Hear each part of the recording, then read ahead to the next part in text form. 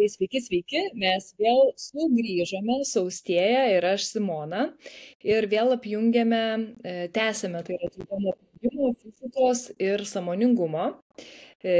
Fizikos guru pas mus yra Austėja, aš esu sąmoningumo mentorė, lektorė ir tai šiandien tema, kurią pasirinkom, yra sinchronizacija ir rezonansas. Pradėsim nuo rezonanso. Ir kaip tai suvokimas šitų dėsnių, kaip tai gali paaiškinti mūsų gyvenime vykstančius dalykus ir kai mes suvokiam, galime pradėti sąmoningai rinktis dalykus savo geroviai. Tai Austėja. Gerai, tai gal pirmiausiai nuo pačios rezonanso sąvokos. Tai jeigu labai taip formaliai, kas yra rezonansas, tai yra virpesių amplitudės išaugimas, kai sutampa svyravimų dažnis, jeigu taip labai formaliai. Na? Tai gali būti, kad labai neaiškus šitas apibrėžimas, viskas tuo gerai, mes tuoj panagrinėsim pavyzdį, ir pasižiūrėsim vieną video. Ir pasidarys viskas aišku. Pasidarys viskas aišku. Gerai. Tai video toksai, kai mes turim du kamertonus, vienas laisvas kamertonas, prie kito kamertono prijungtas, pakabintas ant siūlo kamuoliukas, ir šalia priglaustas. Ir vieną kamertoną paskambinus vieną kamertoną, kitas kamertonas irgi ima skambėti ir iš kur mes žinom, kad jis ima skambėti, tai yra kamuoliukas pradeda atšokti nuo tos šakutės, nuo to metalo.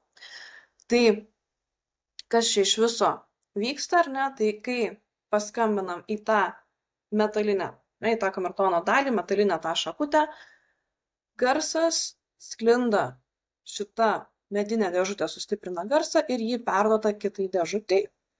Kadangi abiejų šitų kamertonų dažnis sutampa, tai yra jie visiškai vienodi, skleidžia vienodą garsą, tą patį dažnį, tai kadangi tas dažnis sutampa, jie rezonuoja.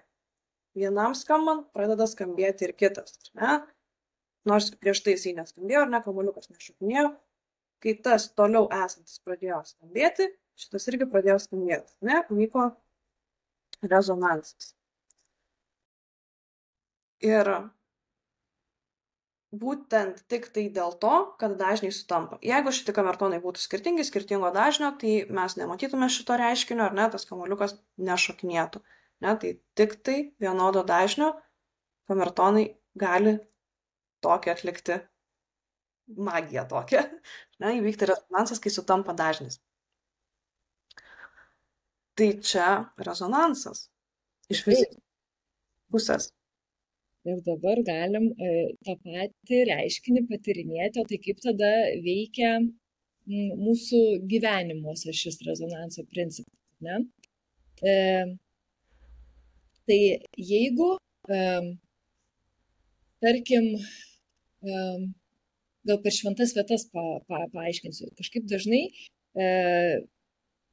ir teko girdėti, ir turbūt ne man vienai, kad egzistuoja tokios šventos vietos, kur yra kažkokia sustiprinta energija. Čia dabar kiekvienam dar ir pagal tikėjimą, bet yra vis tik padarytos apklausos, ten negali išmatuoti tų dalykų fizikiniais reiškiniais, bet yra padarytos vis tik apklausos, kad žmonės tą pokytį jaučia.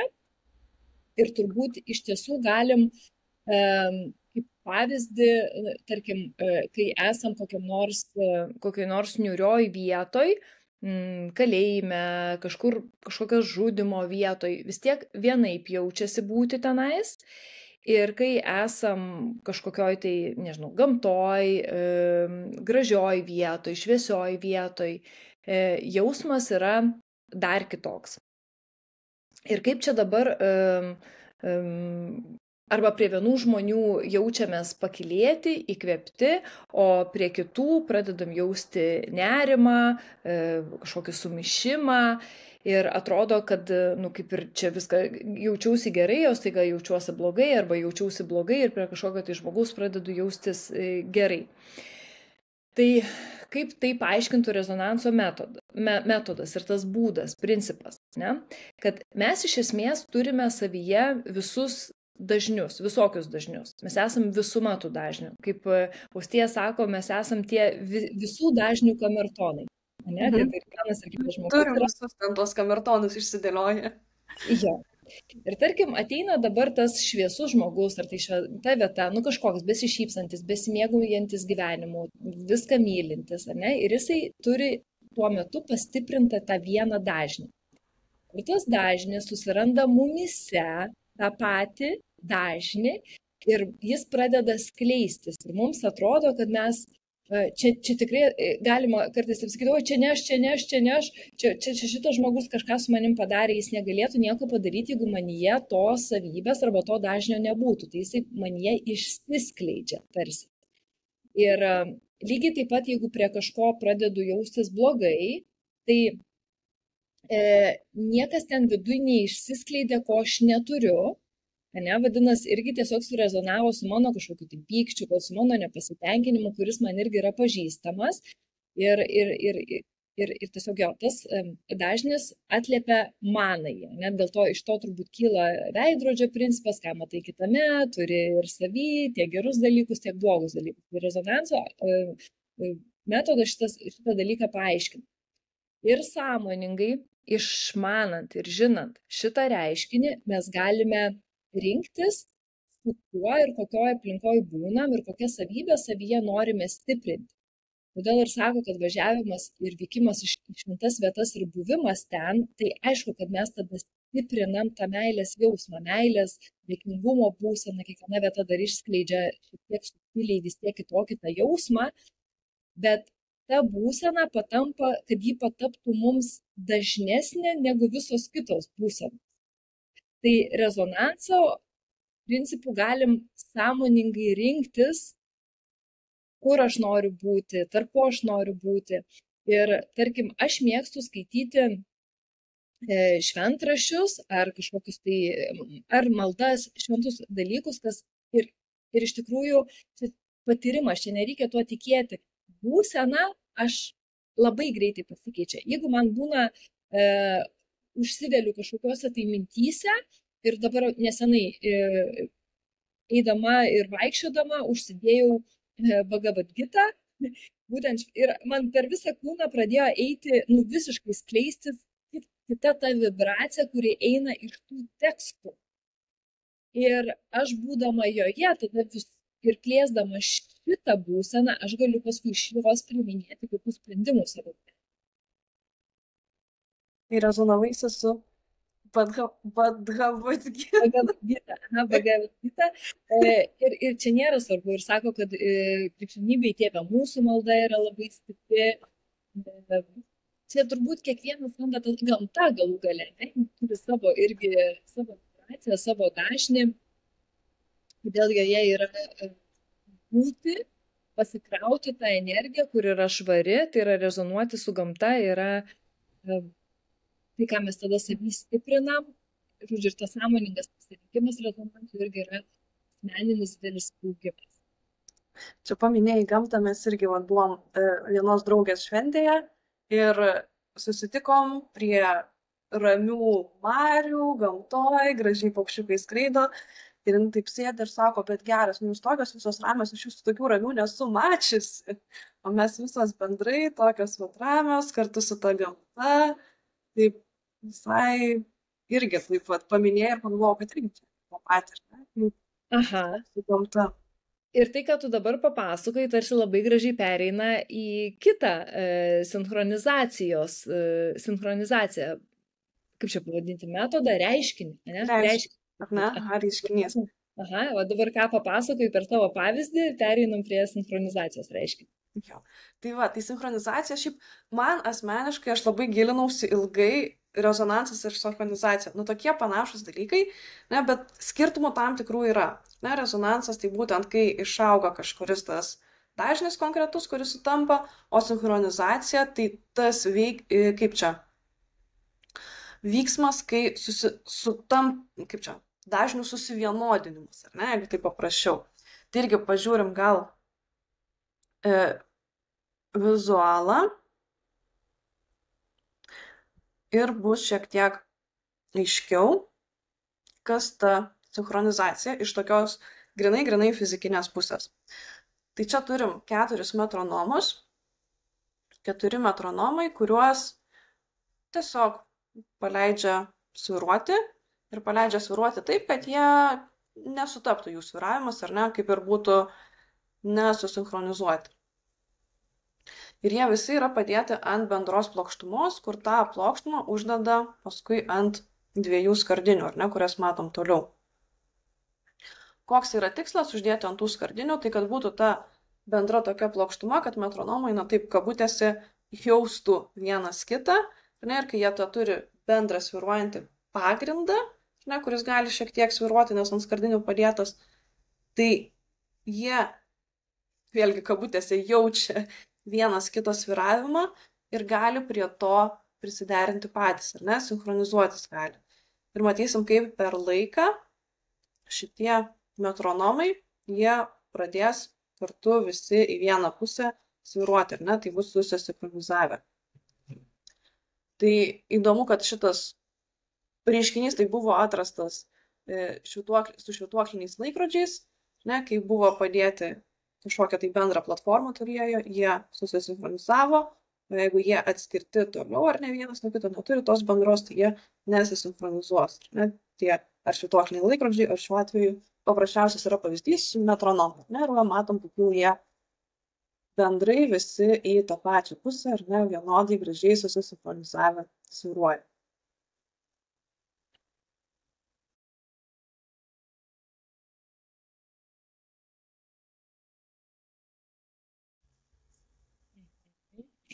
Tai dabar grįžtant prie tavo pavyzdžio, kurio dabar pasidalinai, tai tas pagrindas yra mūsų bendra erdvė, kurioje mes esame. Ne? Tai ar tai būtų renginys, ar tai vis tiek esam vienas šalia kito. Nėra taip, kad sinchronizuojas vienas vienam mieste, kitas kitam mieste. Nebent yra kažkoks ryšys, pavyzdžiui, telefonu sukuriam bendrą erdvę, ar dar kažkaip. Vis tiek turi būti tas pagrindas, tai yra bendra erdvė, bendras laukas. Ne? Tai jūs susivienodinote savo dažniais, ne, ir tas kitas žmogus, jam nelabai kas liko, kai pradėti pastebėti, kad čia gal rimsta irgi kartu prie jūsų būdama toje erdvėje, ar ne? Taip, tikrai tas toksai, kur visi kažkas vienas taip pradėjo, ar ne, pamatė ramumą ir visi tada į tą taip ir linko, ar ne? Tai čia vienas yra dalykas, kai mes sąmoningai galime irgi pasirinkti, jeigu aš matau, kad yra kažkoks erzulys, sunerimus, tikrai sąmoningai įsivertinti, kokioje aplinkoje aš būnu dažniausiai, kokią aš aplinką renkuosi. Nes čia ir yra, kad reikės labai daug ir didelių ir super galių tų sąmoningose pastangose, kad atsispirti dėsniui, kuris veikia.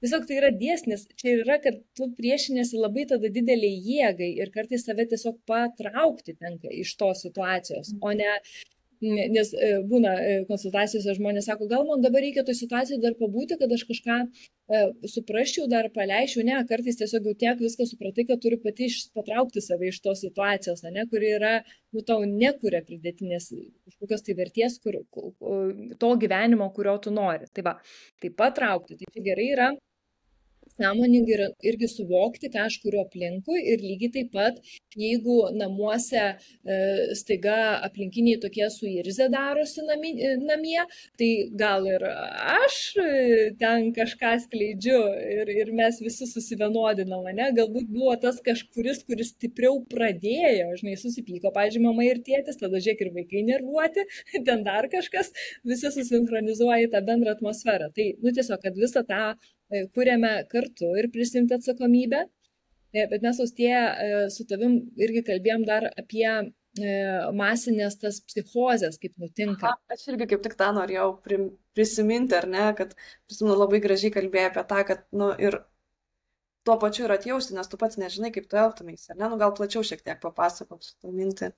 Jo, tavo klausimas tada buvo kažkaip toks retorinis, kad tai tada, jeigu tą masę valdo, tai yra tarsi dėsnis valdo, tai toksai kaip ir atsakomybės nusimetimas. Maždaug aš, jeigu ten irgi pradedu su sąmonės išdarinėti, tai maždaug galiu sakyti, oi, aš čia ne prie ko, ne, čia tiesiog pasidaviau tai ir kad tarsi atsakomybės nusimetimas.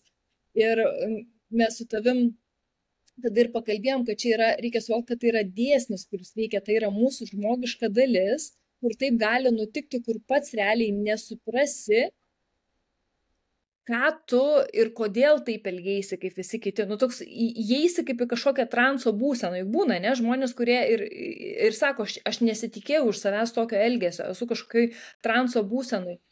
Kai mes suprantam tuos dėsningumus, ne visada ir galbūt, kaip čia, čia veikia dėsnis, stipresnė jėga tave tiesiog paima. Ir viskas, ką tu gali sąmoningai darydamas, tai rinktis, darytis kažkokius tai pasirinkimus ir galbūt neiti tas vietas, kurios yra ne pagal tave, emocijos, kurių tu nenori didinti ar dauginti, ar ne. Ir kartu, juk kaip būna kariuomeniai, žinau, kad yra tikrai kariai ruošiami,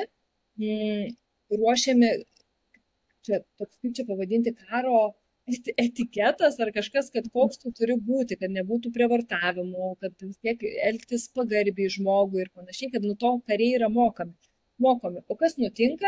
Karo lauke visko nutinka, ne? Nes sužvėrėja ir atrodo ir pats sužvėrėjai. Nu, tai kiek yra, ir tai čia ne apie pateisinimą, bet suprasti tą dėsnį ir mechanizmą, kaip jisai veikia ir kad tos masių psichozės, masių psichologija ne šiaip sau yra tas reiškinys, ne, ir svarbu tam, kad mes galėtumėm kartais kai kuriuos sprendimus priimti, gal reikia mums atsitraukti iš aplinkos, truputį nuo visų kitų nuomonių, pabūti, nueiti, pavyzdžiui, gamtą, tiesiog į tą tokią kitą neutralią poziciją, kad priiminėti gyvenime sprendimus. Tai tiesiog tą suprantant, būsim mažiau veikiami, kam tikrai nenueiti tą tokį visą ego, kad aš čia pasipriešinsiu. Nebūtinai, ne? Dėsnis ir ta jėga gali būti daug stipresnė už tave. Ir iš tiesų greičiausiai ir nepasipriešins, ne? Nes turbūt, nežinau, kokiam stipriam reikia būti, kad pavyktų pasipriešinti, kai dar aišku priklauso nuo to, kiek ten toje aplinkoje visko yra, ar ne? Jo. Turbūt rastume vis tiek istorijoje, ne, pavyzdžių, kurie yra ryškus, dėl to ir patampa tie žmonės ryškus, kurių nepaveikia kitų mąstymas, tarsi jie mato, kad čia visą chebra sapnuoja. Yra tokių žmonių ir mes jais tikrai žavimės, bet reikia suprasti, kad ten, tai nėra, taip, turbūt čia yra kažkoks jau tam tikras, tai aš nebejoju, kad tai yra ugdoma, bet tai yra, tarkim, tos labai griežtos praktikos. Tai teko dabar žiūrėti, kaip šolinas treniruojasi jie ir kaip, tarkim, tranko į tave pagaliu ir tarsi turi kaip čia nepasiduoti tam skausmui. Ne? Tai aš įsivaizduoju, kad tai ir yra tos praktikos, kur tu nepasiduodi tai masiniai psichozai, tu lieki atsparus charakteriu. Tai yra praktikos, kur galima tą ugdyti, bet ne tai, kad aš pamedituoju truputį kasdien ir tikrai manęs neveikia niekas. Tai geriau pasižiūrėti tą tiesą tokią, kad aš nežinau, kaip aš pasielgsiu vienur ar kitur, todėl svarbu yra daryti sąmoningus pasirinkimus, kur aš atsirandu, kur aš esu, kokia aplinka yra aplinkui mane ir daryti pasirinkimus keisti. Tai man atrodo, kad ir pakalbėjom, ar ne, nebent dar nori kažką pridėti nuo savęs apie mikronizaciją ir rezonansą. Tiesiog tokie du reiškiniai, ar ne, kur man tai visiškai iš fizikinės pusės ir man jie, kaip ir minėjau, ar ne, kad visą laiką tokie sunku atskirti, nors šiaip atrodo gan skirtingi reiškiniai, bet labai panašus tuo pačiu, ar ne, tai ir kaip jie gražiai mūsų aplinkoje irgi pasireiškia. Tai galim stiprinti tas savybės, fainiai žinot, kad galim stiprinti savybės, dėkingumą, meilę ir visą kitą, pasirinkdami irgi tam tikrą vietą, sąmoningai, skaityti tam tikrą literatūrą, žiūrėti tam tikras laidas, klausytis tam tikrų žmonių, nes jausim tikrai kūne, ne? Kas mus įkvepia, kas mums energijos suteikia, o kas energiją atima. Tai tiesiog daugiau sąmoningumo tame. Tai tikiuosi, kad ir besiklausantiems buvo naudinga ir rado kažką savo, nes man tai jau ties, labai labai sunku visą laiką šitom temam diskutuoti, kalbėtis, Ir mes jau, kai čia įrašinėjom video, tai tarsi jau, nu tai viskas jau čia kaip ir aišku, ne? Bet kai kalbam apie tai, tą kelionę iki tų viskas, kur aišku, būna labai smagi, įdomi, pilna atradimų, tai kažkaip tikiuosi, kad jūs patirėt irgi tą kažkokį tai džiaugsmą išgirdus, ar gal kažkas ten susijungia. Tai va, tokia būtų intencija mūsų. Gerai. Tai ačiū tau. Ačiū. Iki.